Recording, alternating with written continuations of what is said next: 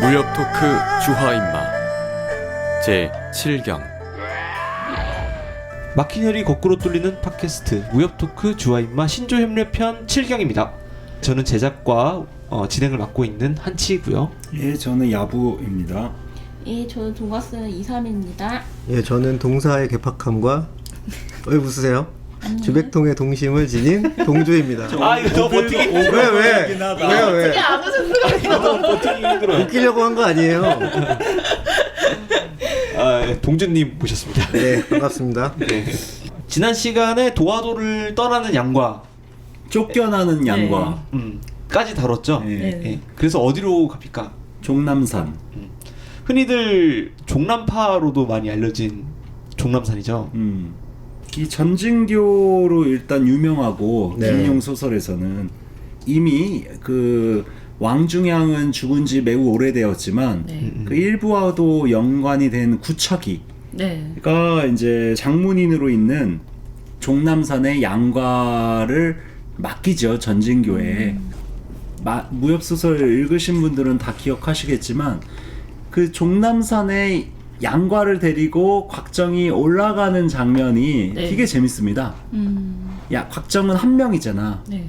종남산에는 전진교의 그 무림 고수들이 수백 명이 있는데 네. 그 수백 명의 무림 고수들을 곽정 혼자 다 물리치는 완전 곽정무쌍. 그 상공무쌍이라는 게임 아세요? 네, 알아요. 진성무쌍? 마치 그게 떠오르는데 뭐 거의 칼 조자룡처럼. 찌르면, 쑥 하면 내가처럼 이렇게 후두두두두. 그래서 그 장면이 곽정이 진짜 세구나. 그런 이런 경탄을 하면서도 동시에 양과는 진짜 인생 엿되겠다라는 생각이 드는 이런 만감이 교차하는 장면이에요. 왜냐, 곽정은 진짜 잘 났잖아. 거의 뭐 1대 종사 아니겠습니까? 이 시점에서는 구척이보다도 세니까. 그런데 그 밑에 휘하 전진교의 이런 그 대단한 이런 나름 무공이 뛰어난 고수들을 상대로 혈혈단신으로 곽정이 다 물리치지 않습니까? 그 물리치니 이게 지금 어떤 오해 때문에 그런 상황이 벌어진 거잖아요. 네. 그 오해 때문에 양과 인생이 꼬여요. 그래서 그 오해부터 우리가 같이 좀 이야기를 해보면 좋고, 무협 소설의 대부분의 그 은원은 다 오해에서 오해. 시작하거든. 근데 그 오해의 단초를 이제 곽정이 그렇지. 먼저 만들었죠. 그 부분이 어떻게 상황이 된 거죠? 네, 원래 그 곽정이 보광사라는 어떤 절 앞에 도착을 했었는데 비석이 있었어요. 그래서 그 비석에 장춘이라고 두 글자를 읽고 이제 장춘자 구척이를 떠올리게 되죠. 그 시가 또 장춘자 구척이의 시기도 했고요. 근데 이제 그 비석을 처음에는 이제 어루 만지고 있었습니다. 아, 그리운 구척이 이러면서 어루 만지고 있었는데 구척이 막 이런 그런 느낌은 아니었고 약간 그러니까 따스한 구척이가 뭐 과거를 회상하면서 옛날 생각을 하면서 어루만지고 있었는데 그때 양과가 이제 문제적 질문을 던지죠. 그치. 양과 평생의 질문, 네네. 평생의 화두.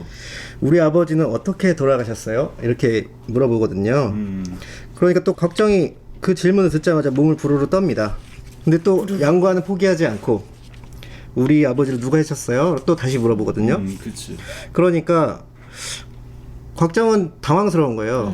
그래서 그 당황스러운 상황에서 마지막으로 양과가 우리 아버지는 당신과 백모가 죽였죠? 그렇죠? 하고 날카롭게 물어보거든요. 그러니까 누가 너한테 그런 소리를 짓거려 하면서 분기탱천하여 그동안 자기가 어루만지고 있었는데 비석을 세게 내려치게 되죠. 그러니까. 근데 그 장면을 또 중년 도사 두 명이 보고 있었어요. 근데 거기서부터 오해가 시작되는 거죠. 이 전진교 도사들이죠. 그래서 이 비석을 내리치는 게 알고 봤더니 그 적이 침투할 때 암호였다는 거죠. 그래가지고 그 전진교 도사들 입장에서는 이게 곽정을 모르잖아. 네. 곽정은 도화도에 계속 응거하고 있었기 때문에 이게 뭔가 세 보이는 사람이 비석을 내리치니까 이게 적으로 당연히 오해를 할 수밖에 없는 겁니다. 네. 그래서 이 종남산 올라가는 동안에 이제 그 대단한 전투가 벌어지는 거죠. 그래서 여기서 이거를 보면 저는 곽정이 이게 양과 성격 꼬인 데는 곽정과 황영이 큰 일조를 했는데 왜 그렇게 얘기를 우리 아이들 대할 때 아이들한테 네네. 좋은 것만 얘기해주고 뭔가 이렇게 어떤 불편한 진실 이런 것들을 말하는 거에 대해서 어른들은 꺼리잖아요. 어려워하죠. 저희 어릴 때도 그랬거든요. 뭐 꼭 불편한 것까지 아니더라도 진실을 잘 이야기해주지 않으려고 그래요 어른들이. 대표적으로 애기 어떻게 생겨요? 그러니까. 뭐 사람은 다 죽나요? 뭐 이런 그러니까. 질문들. 이런 거를 확실하게 이야기를 해주면 이런 오해나 이런 의혹 같은 게 안 생깁니다. 양과에 대해서도 정확하게 그 아버지가 어떻게 죽었는지 이야기를 어렸을 때 해줬으면 가장 그런 얘기를 해줄 만한 좋은 사람은 어머니인 진금남이나 목염자였겠죠. 네. 어머니가 그 얘기를 정확하게 해주었다라면 양과가 그 어린 시절에 그렇게 고생을 안 했을 거야. 네네. 근데 그런 얘기를 안 해주니까 양과는 그게 궁금한데 아무도 말을 안 해주니까 아주 한참 나이 들어서 겨우 알게 되지 않습니까? 맞아요. 가지낙을 통해. 근데 제가 생각해도 설명하기 어렵긴 해요.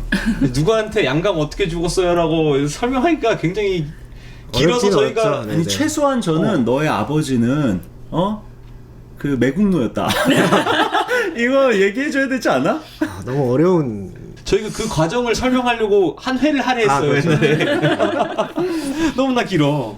그러니까 양과 입장에서는 아버지 없이 자란 아들이 아버지에 대한 그리움 때문에 아버지가 대단한 영웅, 대업이라고 이렇게 상상하게 되거든. 양과가 그랬단 말이에요. 근데 자기 아버지가 비참하게 죽은 걸 어디서 이렇게 느꼈어, 들었어. 또 눈치가 빠르니까. 자기 아버지는 영웅인데 영웅이 비참하게 죽었단 말이야. 근데 그거에 대해서 황룡, 곽정이 쉬쉬하고 있어. 그럼 곽정, 황룡은 나쁜 놈이잖아. 이렇게 상상을 안 할 수가 없는 겁니다, 생각을. 상황이 그렇죠. 그러니까 그게 꼬이고 꼬여서 온갖 사건 사고가 벌어진 거 아니겠어요? 그러니까 저 같은 경우는 저는 뭐 자식도 없지만 만약에 아이가 있다면 저는 솔직하게 이야기를 해줄 수 있을 것 같아요. 이 영문의 교훈을 얻어서. 학생들에게도 그렇잖아요. 초등학생, 중학생만 하더라도 스스로 생각할 줄 압니다. 어느 정도. 그 아이들에게 정확하게 이야기를 물론 이제 너무 거칠게 너무 노골적으로 하는 것도 좀 우리가 충격일 수 있으니까. 신중해야 되겠지만 이게 해야 될 말들은 해주는 것도 어른들에게 좀 필요한 것이라고 생각. 어른들이 아이들을 위해서 그런 말을 안 해주는 게 아니라 곽정황영이 양과를 위해서 그 말을 안 하는 게 아닙니다. 자기들도 약간 곤란해서 그런 곤란하고 자기들을 위해서 말을 안 하는 거예요. 자기를 보호하기 위해서. 그러니까 자기를 보호하기 위해서가 아니라 양과를 위해서라면 저는 어린 아이를 위해서라면 이야기를 자기들이 좀 곤란할 상황이라도 이야기를 해주는 게 오히려 그 어린 후배 세대를 위한 일이다. 근데 네. 이게 잘 안 되니까 항상 이렇게 어른과 젊은 사람들 사이에 이렇게 스텝이 꼬이는 거야. 아무튼 그 발언으로 인해서 곽정이 비석을 내려쳤고 하필 그게 악당들의 사인이었기 때문에 전진교 도사들이 이제 공격을 하기 시작하죠. 곽정을. 무슨 게임의 그 판이 시작된 것처럼 던전이 시작된 것처럼. 이때 그 진이 웃긴데 네. 청강북두진이라고 있지 않습니까? 네네. 전진교에는 네. 청강북두진이 7명이 마치 그 북두칠성이었던 방위를 따라하면서 7명이 하나를 상대하는 아주 비겁한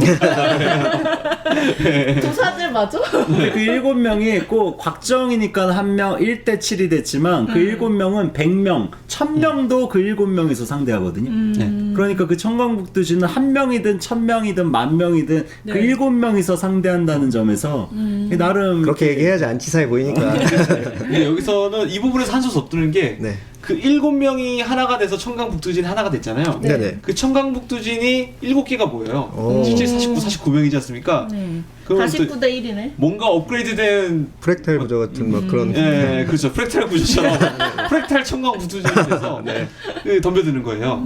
네. 그런 장면들이 이제 재밌는데 문제는 그 청강북두진을 구사하는 사람들 중에 곽정의 얼굴을 아는 사람이 없다는 거야. 만약에 거기에 구척이 같은 사람이나 그쵸. 그 예전에 전진치자 중에 누구 한 명만 있었어도 이런 오해가 안 생겼을 거거든요. 당연히. 대업인데 참. 그것도 의도적으로 이렇게 세팅을 한 거죠. 그렇겠죠. 김 선생이. 네네. 게다가 구척이 캐릭터는 우리 일부 많이 할 때도 자주 나왔었던 캐릭터지만 네. 이게 구척이가 무공도 뛰어나고 의협심도 아주 대단하고 다만 이렇게 제자 교육을 제대로 못 시키는 그리고 성격도 다혈질이고 하지만 실제 인물인 구척이 캐릭터는 그 다혈질이라기보다는 징기스칸에게 뭔가 그 훈계도 늘어놓을 정도로 약간 이렇게 할 말 하는 스타일. 할 말도 하고 약간 이렇게 내공도 있고 정신적으로 수양도 된 이런 인물이거든요. 여기에 등장하는 그 구척의 시, 그 구척의 시가 적혀져 있는 그 비석을 내리치면서 모든 일이 시작되잖아요. 네. 그 구척의 시도 저희가 한번 읽어보면 좋을 것 같아요. 왜냐하면 이 시가 그 구판에는 아마 없고, 네, 없습니다. 그리고 신판에는 제대로 번역, 이렇게 시 원문과 번역문이 소개되어 있기는 하지만 오역이 많고요. 심지어 원문도 이렇게 오탈자들이 많습니다. 그래가지고 이거를 제가 원문을 좀 확인을 해가지고 오탈자를 바로잡고 번역을 새로 해봤는데 네.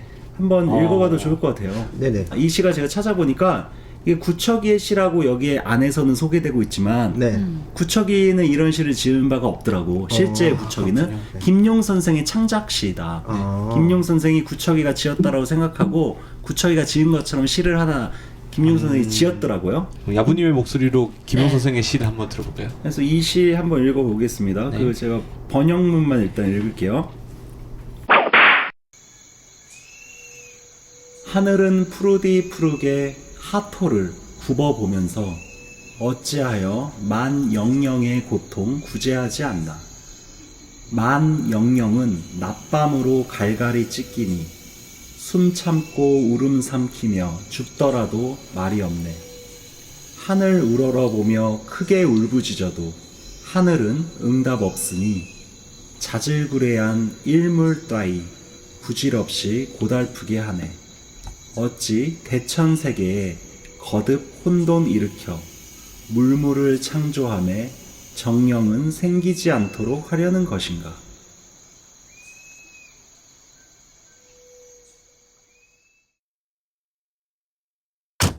이 부분이 네네. 그 구척이가 나라를 생각하는 그런 우국충정을 담은 이런 시로 소개가 되고 있습니다. 네. 이 하토라는 거는 이 세상을 얘기하거든요. 이 천하. 그러니까 하늘이 이 세계를, 이 땅을, 이 인간 세상을 굽어보면서 만 백성의 영령, 만 백성의 그 영혼을, 그 고통을 구제하지 않는 거에 대해서 탄식하는 시입니다. 네. 그러니까 하늘이 정말 조물주가 있다면 이 자기가 창조한 이 백성들이 이렇게 고통받고 있는 거를 그냥 지켜볼 수가 있겠냐라는 말이에요. 구척의 그 안타까움. 응? 그래서 이 시 같은 경우는 곽정이 생각하는 구척의 이미지를 이렇게 떠올리게 한다는 점에서 곽정을 감개무량하게 만든 작품입니다. 그래서 쓰다듬으면서 그렇던 그리워한 거지 구척이를. 그러다가 양가의 그 질문 때문에 그 시가 적혀져 있는 구척이 그 비석을 이렇게 내리치면서 모든 일이 시작된. 모든 일이 시작되었다. 그래서 이제 전진교 도사들과의 한판 대결이 시작되죠. 7명에서 1명을 상대하게 되는 이제 청강북두진을 막 쓰게 되고 그 장면이 되게 다양하게 묘사가 되고 있는데 청강북두진과 싸우는 장면 같은 경우는 뭐 곽정이 워낙 이렇게 무공이 출중해가지고 이거를 일일이 이렇게 구체적으로 설명을 하면서 청강북두진이 어떻게 작동하고 그 원리에 입각해서 진영이 계속 순환하면서 네. 뒤바뀌잖아요. 그때마다 가장 중요한 자리를 배치의 하나 각각의 장소들을 곽정이 선점하면서 청강북두진을 와해시키는 장면들이 묘사가 되고 있습니다. 이게 사조영웅전에서 곽정이 한번 해본 거잖아요. 그렇죠. 사조영웅전 시점에서 곽정이 담처단이었나요 그때? 담처단이 죽는 바람에 청강북두진 한 자리를 대신해서 들어간 적이 있거든요. 그때 경험이 이제 바탕이 돼가지고 그 좋은 자리를 계속 차지하면서 그 북극성 자리를 말하는 거거든요. 네. 이 청강북두진이라는 이 진법의 핵심은 이 북극성 자리. 근데 이제 이 북극성 자리를 다른 도사들이 이 곽정에게 빼앗긴다라는 게 이제 실책이지.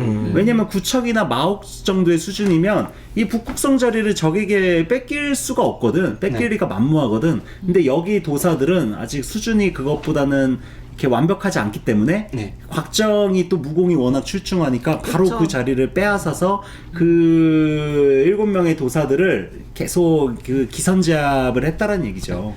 그러다 결국 49명도 이기고 600명도 이기고 막 저는 이 장면에서 사실 군대에서 그 근무선언 게 생각이 났어요. 별을 근무선언은 보는 네, 당직 사령이 와도 암고를 대야 들어올 수 있잖아요. 네네. 그런 거죠.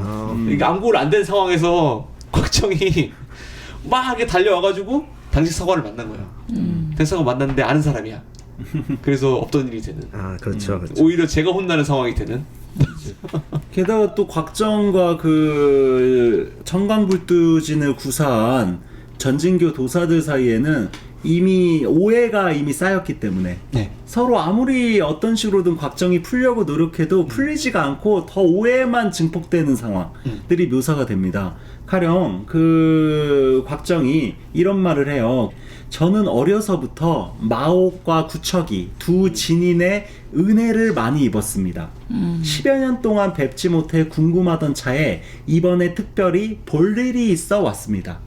이건 곽정은 순수한 사람이어서 정말 은혜를 입은 거고 정말 양과를 맡기려는 볼 일이 있어 찾아온 건데 그 상대의 도사들은 어떤 식으로 이거를 받아들이냐. 원한으로 보통 우리가 광어에서는 은혜나 원수라는 말을 쓸 때 되게 조심해서 사용해야 되거든요. 왜냐면 복수를 한다라는 말을 강호 무림인사들은 은혜를 갚는다 라고 표현하잖아. 은유적이네요.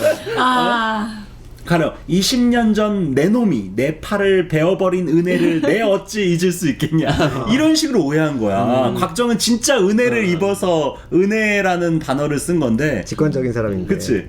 근데 게다가 볼 일이 있다는 말 역시 정말 볼 일이 있어서 왔다라는 가치 중립적인 네. 의미로 표현을 한 건데 곽정은 보통 이런 식으로 남의 무슨 돈을 강탈하면서 이런 얘기들을 도둑놈들이 한단 말이야. 내가 볼 일이 있어 그러니 은자 몇만 냥만 빌려달라. 반어적으로 이해를 했군요. 이렇게 뭔가 이런 식으로 이렇게 이해를 하는 거예요. 그러니까 그 오해가 쌓여서. 그러니까 항상 결론이 내려져 있으니까 머릿속으로 그치. 얘는 전진교를 쳐들어온 사람이다라는 결론이 내려진 상태에서 얘기를 들으니까 이렇게 곡해하는 거죠. 그렇죠. 이미 비석을 치는 순간 적으로 간주가 됐으니까. 이 와중에 전진교 도사들이 추풍 라이엇처럼 이렇게 쓰러지지 않습니까? 네. 이러면서 그걸 옆에서 계속 보고 있던 양과는 이 전진교 도사들에 대해서 좀 실망하게 되는 그렇죠. 거죠. 또 다른 내가 편견이 싹 트죠. 이런 사람들한테 배워야 돼라는 양가 입장에서 그렇게 생각할 수밖에 없지. 그렇죠. 이게 진짜 곽정이랑 비교할 때 너무 무공이 떨어지는 것 같잖아. 실제로도 떨어지고. 그러니까요. 그러니까 양가 입장에서는 곽정 백분님께서 자기를 미워해서 자기보다 훨씬 무공이 떨어지는 1대 수십, 1대 수백으로 싸워도 곽정을 이기지 못하는 이런 찌질들에게 자기를 맡긴다라고 생각을 하지 않겠습니까? 그러니까 예를 들면은 아빠가 좋은 수학학원이야 해서 데리고 가는데 아빠가 아인슈타인이야. 뭐 이런 거잖아요. 그러면 애가 어떻게 그걸 납득을 하겠어요. 양가 입장에선 그렇게 생각할 수밖에 없고 또 그것도 양가의 식견이 짧은 이유도 있고 곽정이 정확하게 설명을 안 한 이유도 있죠. 설명을 잘 못해요. 곽정은 설명을 잘 못하기도 하고 양과도 이게 모든 그 파벌들이 모든 무공 그 커뮤니티들이 다 마찬가지지만 이게 누가 그 무학을 계승하고 익히느냐에 따라서 수준이 다 천차만별이거든요. 그렇죠. 네네. 그러니까 이게 왕중양의 전진교는 대를 이어 나갈수록 점점 수준이 떨어지거든. 그러니까 이게 왕중양의 무공을 제대로 익힌 사람이 없어요. 네. 정점이 왕중양이니까. 그리고 왕중양의 무공을 제대로 익힌 사람이 있다. 동주의 주백통. 주백통의 구음진경을 제대로 익혀가지고 마지막에 중원동이 되지 않습니까? 그렇죠. 그러니까 그런 이례적인 케이스 말고 정통으로 그 사제관계를 통해서 무공을 익힌 경우에는 그게 항상 질이 퀄리티가 떨어지는 거예요. 복사 하듯이 그 복사 보는 퀄리티가 떨어지잖아. 계속 네네. 복사하다 보면. 디지털이 아니면 그렇게 그렇지. 네. 그러니까 그런 약간 비디오 테이프로 복사했을 때 느낌으로 질이 네네. 계속 떨어지고 테이프가 막 늘어나고 그러니까 이제 완전히 다른 매체, 다른 뭐 CD나 디지털이라는 다른 미디어 환경에 적응할 수 있는 테크놀로지로 전환해야지 그거를 보존을 유지하면서 한 단계 업그레이드 시킬 수가 있단 말이야.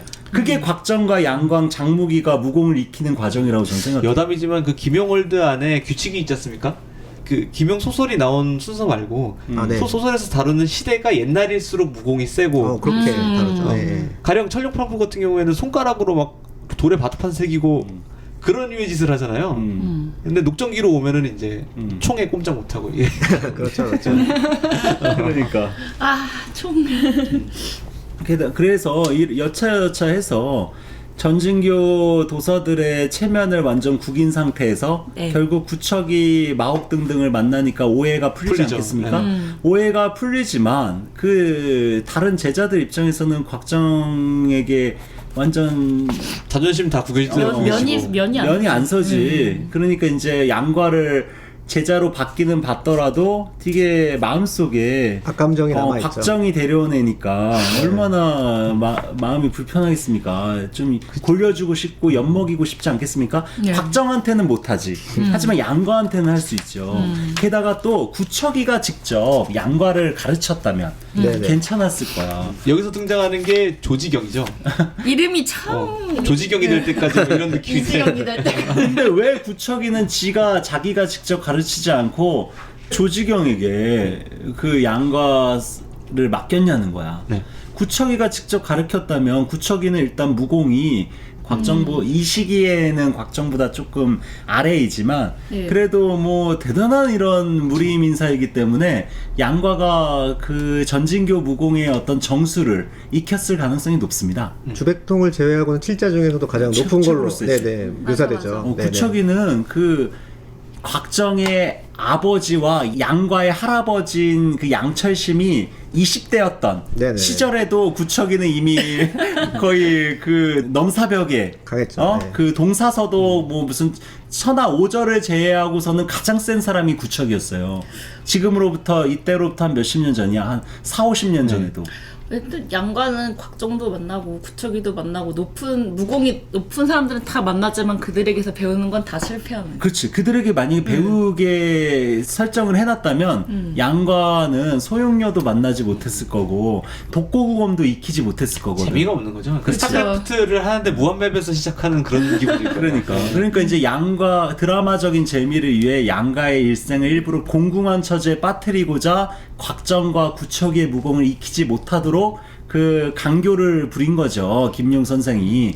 높은 무공이 있는 거는 알아서 눈은 높게 하지만 배울 수 없게 하는 고통을 그치, 주니 그치. 나쁜 김현 선생님. 게다가 그것도 합리적인 이유가 있어요. 구척 입장에서는 자기가 양과의 아버지인 양강에 대한 교육에 실패했잖아. 네네. 그리고 구척이가 또 어떤 마음속 생각을 하고 있냐면 자기가 양강을 너무 애지중지했기 때문에 양강이 성격이 삐뚤어졌다고 생각을 하는 거야. 그래서 매국노가 됐다고 생각하는 거야. 이게 아버지 은인의 아들이기 때문에 좀 이렇게 케어해주고 많이 신경을 썼거든요. 양강에 대해서도 구척이가. 그래서 이 반대로 항상 자기가 경험했던 실패에서 뭔가를 배우는 게 사람이잖아요. 네. 양강을 내가 너무 애지중지 오냐오냐해서 그 아이의 성격이 망가졌으니 그 자식인 양과에 대해서는 매우 냉정하고 엄격하게 다스려야 된다는 생각을 하게 된 거야. 근데 이게 또 패착이지.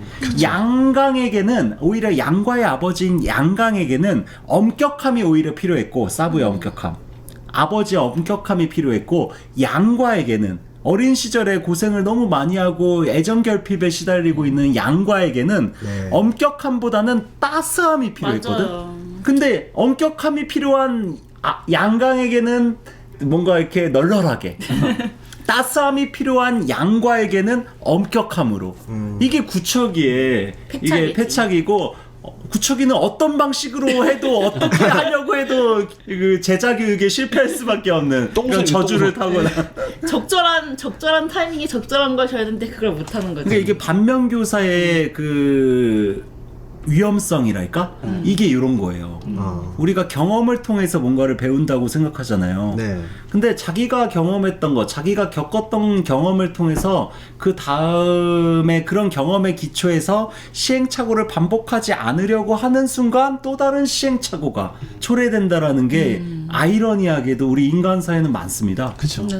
가령 이 조선사의 에피소드 하나만 말씀드리면 그 아시다시피 세종대왕의 아버지가 이방원이잖아요. 네. 이방원 같은 경우는 형제들이랑 사이가 안 좋았거든. 형제들 다 맞아. 죽이고 자기가 왕이 된 사람 아닙니까? 네네. 게다가 그런 이방원이니까 자기 자식들은 우애가 좋기를 바랬던 거야. 그래서 세종 충령을 비롯해가지고 그 이방원의 형제들은 우애가 좋습니다.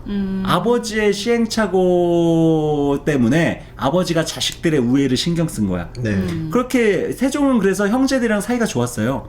그러니까 세종 입장에서는 자기 자식들도 당연히 자기처럼 사이가 좋을 거라고 생각하지 않겠습니까? 네네. 신경을 안 썼구나. 이방원 입장에서는 자기 형제들이 사이가 안 좋았으니까 자기 자식들이 사이 좋기를 바랬고, 세종은 자기 형제들이 사이가 좋았으니까 자기 자식 때도 당연히 좋을 거라고 생각을 한 거야. 근데 어떻게 됐습니까? 세조 인더 하우스가 됐잖아요. 세조 인더 수양 인더 하우스에서 막 단정 빡. 자기 조카 죽이는 이런 어떤 자식놈이 있지를 않나? 막 이게 반면교사의 이런 아이러니랄까? 이런 일들이 실제 역사에는 많다라는 거고. 그래서 우리도 아마 우리 부모가 우리를 키웠던 방식에 대해서 불만을 우리가 가지고 있잖아요. 그럴 수 있죠. 그러면 우리는 우리 자식을 우리 부모가 우리를 키웠던 방식과 반대로 한번 키워보겠다라는 생각을 자연스럽게 갖지 않겠습니까? 네. 그렇게 되는 순간 그 아이들은 아무리 반대로 키웠지만 다른 방식으로 망가진다? 우리를 싫어하고 우리와 무슨 문제가 생기고 다른 방식의 또 이런 여러 가지 결핍과 고통에 시달릴 가능성이 있다는 거죠. 그렇죠. 그러니까 아무튼 이 시절 양과에게는 사랑이 필요했던 거죠. 그치. 근데 구척이는 엄하게 가르치려고 자기가 가르치게 되면 아무래도 애정이 있게 될 것 같으니까 가장 좀 이렇게 엄하게 키울 만한 이런 성격의 개차반인 성격의 이런 조지경에게 맡기는 거야. 이게 또 구척의 과오지. 근데 조지경이 양과를 어떤 방식으로 가르쳤었죠? 조지경 같은 경우는 무공이 그나마 그 구척이 아랫대 제자들 중에서는 센 편이에요. 네. 하지만 인품이 그 전진교 안에서도 이렇게 사람들에게 존경받는 이런 신망받는 인품이 아닙니다. 그러니까 그 제자랑 양과에 대해서 좀 이렇게 격 있게 사부로서 이런 모습을 보이는 게 아니라 거의 이렇게 비슷한 수준에서 동네 양아치들 싸움하듯이 감정적으로 골이 생기지 않습니까? 네네. 양과 같은 경우도 이렇게 성품이 뭐 사부라고 해서 이렇게 넙죽 엎드리고 이런 타입이 아니잖아요. 네. 사부 대사부라 하더라도 이 눈먼 장님 새끼라고 욕하는 게 양과이고, 그렇죠. 그리고 아무리 싸부여도 사랑에 빠지는 게 양과 아닙니까? 네, 그러니까 양과는 그 사제간의 의리라는 거를 일종의 고정된 것으로 이렇게 받아들이는 타입이 아닙니다, 기본적으로. 네. 그러니까 조지경 같은 경우랑 계속 트러블이 있을 수밖에 없고, 조지경은 그 곽정에 대한 이런 컴플렉스, 곽정 때문에 이렇게 쪽팔린 거지. 조지경을 비롯해서 그 전진교 제자들이 너무 면이 안 서니까 그것 때문에 양과한테 또 허풀이하고 싶은 생각도 있었던 네. 거예요. 결과적으로는 무공을 제대로 안 알려주고 구결만 알려주죠. 구결만 알려주고. 그래서 이게 조지경의 꼼수인데, 그 1년에 한 번씩 이렇게 어느 정도 무공이 진전된지를 결투하는 이런 대회가 열리지 않습니까? 그 네. 자체 대련해보는. 중간고사. 전진교 배 무공 대회 뭐 이런 식으로. 네. 근데 거기서 구결만 알려주고 실제 그거를 어떻게 응용해야 될지를 전혀 모르는 상태에서 싸우니까 양과는 무참하게 깨지지 않겠습니까? 그러니까 이제 혹시 다른 이제 전진교 도사들이 조지경이 제자를 미워해가지고 무공을 제대로 안 가르쳐 준 것이 아닌가라고 의심을 하니까 네. 그 구결을 외우게 해요. 양과는 명석하니까 한 글자 틀리지도 않고 다 외우거든. 네. 그러니까 다른 도사들이 제대로 가르쳐 줬는데 양과가 무공이 뭔가 일천한 거구나. 이런 식으로 이렇게 상황을 만든 거야. 이해를 조지경이. 돕기 위해 좀 부가 설명을 드리면은 그 필기만 한 거죠. 네. 그 이게 무공은 과목이 체육인데 이름만 공부한 거죠. 그러면 양가는 형룡한테도 이름만 그 문자만 배우고 이 조지경한테도 문자만 배운 거네요. 그렇지. 제대로 된 무공을 유일하게 배운 게 한마공 하나밖에 없어요. 구양봉에. 구양분뿐이. 아니 그리고 이제 독을 이제 몸에서 빼내는 역행 시켜가지고 이제 독을 빼내는 그 방법이랑 그것도 일종의 내공 신법의 그렇죠. 일종이거든. 네네. 그러니까 이 시기까지 양과는 제대로 된 무공이 없어. 한마공도 뭐 구양봉의 무공도 정통으로 배운 게 아니잖아요. 네. 그러니까 너무 서럽잖아. 이 무림의 세계에서 면허를 따야 되는데 어. 자꾸 필기만 계속 보게 하니까. 그렇죠. 그런 상황에서 물론 이 상황은 이제 양과의 처지를 서럽게 해서 소용료를 만나게 하려고 이 처음부터 기획된 조작된 이런 모든 것은 세팅이긴 소용료를 하지만 위해. 그렇지 않으면 소용료를 어떻게 만나겠습니까? 근데 또 앞부분에 황룡이 맹자 논어 가르친 게 도움이 됐듯이 그렇지. 전진교 구결을 이때 외워둔 게 나중에 나중에 큰 도움이 되죠. 엄청 도움이 되죠. 이게 다 복선이 네. 되는 거죠. 그래서 저희는 필기라고 해서 지루해하지 말고 열심히 공부해야 그런 가르침을. 언젠가 도움이 됩니다. 그렇죠. 이론이라는 거를 근데 옛날 사람들 이거 보면 제가 이렇게 무협소설 보면서 가장 신기했던 것 중에 하나가 구음진경이든 그 전진교 그 내공 구결이든 일단 몇 번 이렇게 반복해서 알려주면 네. 다 외워버려. 그것도 참. 그리고 물론 현실적인 캐릭터도 있어요. 그 타구봉법의 그 구결, 그 황룡이 그 다음 방주인 노유각에게 몇 번을 가르쳐 주지만 노유각이 제대로 못 외우거든. 그게 우린데. 그게 우리야. 여기 무협소설에서는 되게 보기 드문 캐릭터가 노유각입니다.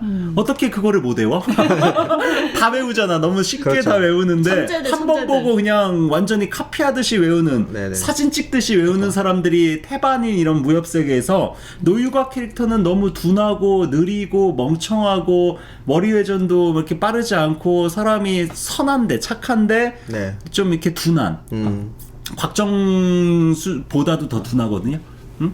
그런 캐릭터가 우리 보통 사람이잖아요. 그렇죠. 근데 양과 같은 경우는 이 사람은 천재 중에 천재여서 네. 그냥 한 번 보면 하나를 배우면 열을 아는 그런 전형적인 캐릭터가 양과예요. 그런 점에서 양과의 처량하고 슬프고 이짐에 당하고 막 이렇게 서럽고 이런 모습에 감정이입을 하다가도 맞아. 이런 장면을 보면 위화감이 확 생기는 거야. 암놈이었어. 얘는 완전 잘생기고 완전 진짜 꽃미남에다가 똑똑하고. 완전 똑똑하고 그리고 막 초반에야 고생을 하지만 나중에 소용료 만난 이후부터는 기연을 다 만나가지고 독고구음까지 그러니까. 팔 하나가 잘려도 막 세. 상승무공 익히고 그러니까 이게 갈수록 어린 시절의 양과나 우리에게 감정이입될 사람이지 나이가 들수록 우리랑 점점 멀어진다. 그래서 이제 어린 시절을 고생시켜서 친밀감을 키워준 다음에 그치. 그다음에 어린 이제- 시절부터 너무 이렇게 잘 났으면 우리가 이입이 안 되잖아. 맞아. 약간 그런 의도가 김용 선생이 있었던 것이 아닌가. 그러신 것 같네요. 처음부터 생각을 해봐. 처음부터 독고구음 같은 사람이 갑자기 처음에 등장해. 네. 그럼 우리가 감정이입을 어떻게 해요? 못하죠. 독고구검이 되어가는 과정이 우리가 감정이입이 되는 거지. 맞아요. 신조협이 되어가는 과정에 우리가 감정이입이 되는 거지. 첫 등장부터 신조협이야. 막 팔 하나 없는데 막 상승무공을 막 하면서 사람들을 다 그러면 너무 이렇게 갭이 크잖아. 그렇죠. 그런 내려놓을 게 게 이제 없죠. 투명 드래곤이라고 많이 떠던 그런 무협 그냥 얘기. 그렇죠. 아, 투명 드래곤이 무지졌다. 쿠앙 이거죠 이거.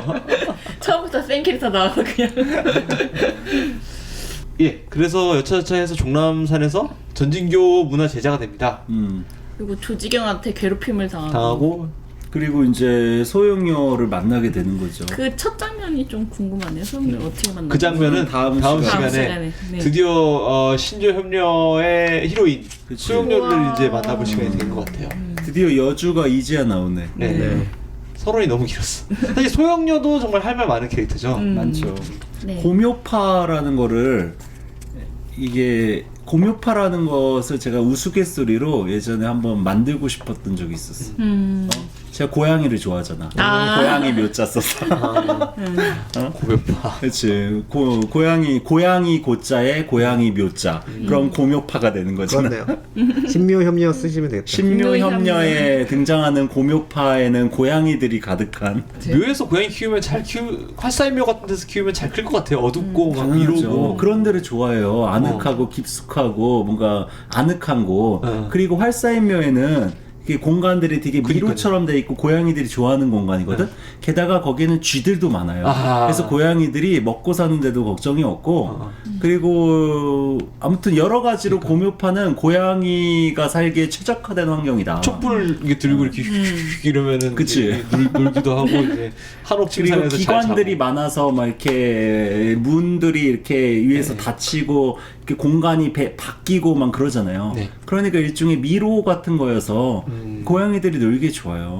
그리고 한옥층상 있잖아. 네. 고모. 네. 아까 얘기했죠. 그 한옥층상에서 고양이들이 여름에 그 시원하게 보내면 알겠습니다. 네. 이번 시간도 고생 많으셨습니다. 야부님, 동준님, 이서매님 다음 시간에 뵙겠고요. 저는 한치였습니다. 감사합니다. 감사합니다. 분명. 본 방송은 인문예술 공유지 물레단, 전산실의 청개구리, 그리고 북극곰 사운드 및 많은 동료 뮤지션들의 도움으로 제작되었습니다.